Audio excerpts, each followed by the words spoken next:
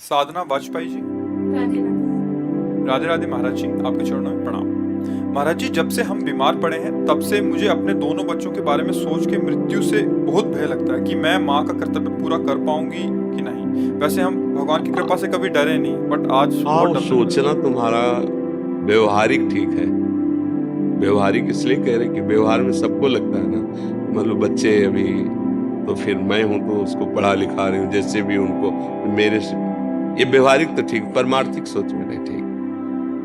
वो अनंत महिमा वाला भगवान पूरी सृष्टि का पालन पोषण कर रहा है, तुम्हारे बच्चों का भी पालन पोषण करेगा, पक्का वही करता है। देखो, बचपन से निकले थे, 13 वर्ष की अवस्था थी, आज तक वही पालन पोषण करता रहा। ना हमारे खाने की व्यवस्था थी, ना रहने की व्यवस्था थी, ना कोई मित्रता, ना कोई स्थान, पूरा लंबा जीवन इतना।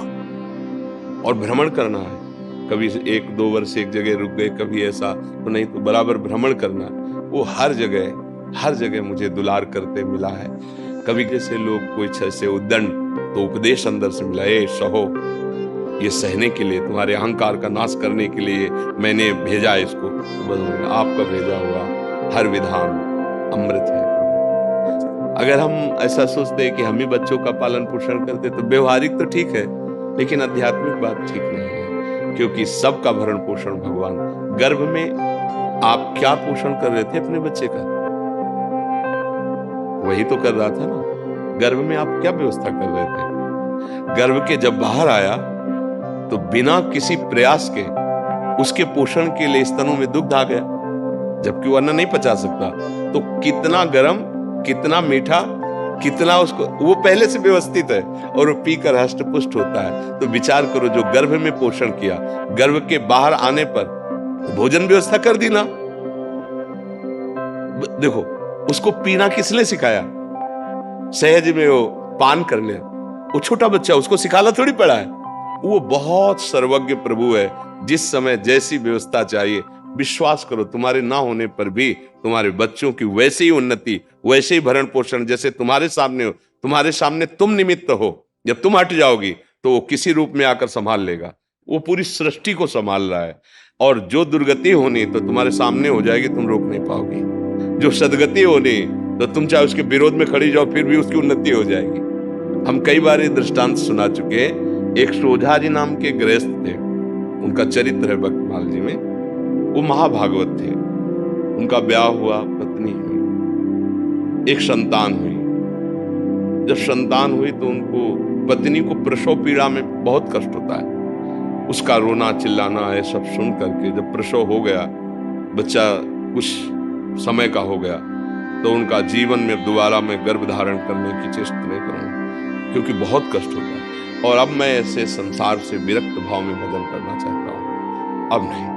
पत्नी से प्रार्थना की कि तुम्हारा पाणी ग्रहण किया है, इसलिए तुमसे हम अनुमति मांगते हैं, या हमारे साथ चलो।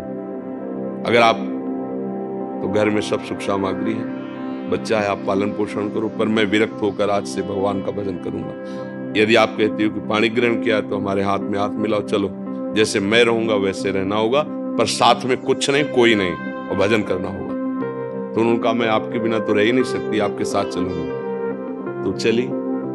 जब गांव के बाहर निकली, जंगल में पहुंची, तो देखा थोड़ा धीमी चाल है, तो उनका जल्दी से आओ ना, तो देखा गोद में बच्चा है। तो पलटून उनका कहा था कि हमारे साथ अन्य कोई नहीं चलेगा, सिर्फ आपकी अनुमति है, आप बच्चा ले। तो बोले, नवजात शिशु, इसको कहाँ छोड़े, इसको कौन पालन पोषण करेगा? तो उन्होंने कहा, सब जीव जंतुओं का पालन पोषण करता है, वही भगवान करेगा। या तो वापस हो जाओ, या बच्चा यहीं छोड़ दो। वो कैसे छोड़, उनका भगवान का भरोसा, छोड़ यहीं बच्चा या वापस जा। वो महाभागवत थे, पर पत्नी अपने पति को भगवान मानती थी, छोड़ दिया बच्चा। 12 वर्ष तक भजन साधन, एकांत तीर्थों में भ्रमण।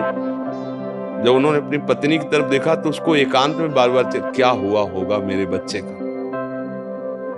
तो उनका, चलो, आज तुम्हारे अंदर जो बार बार एक प्रश्न रहता है, उसका उत्तर दिला देते हैं। अपने गांव में आए, बाहर बैठ गए, तो 12 वर्ष में दाढ़ी बाल ऐसे तो कोई पहचान नहीं। तो उन्होंने पूछा कि यहाँ तुम्हारे गांव में एक सोजा जी थे, सुना वो संत बन गए, तो उनके कोई संतान थी, क्या हुआ आपको पता है?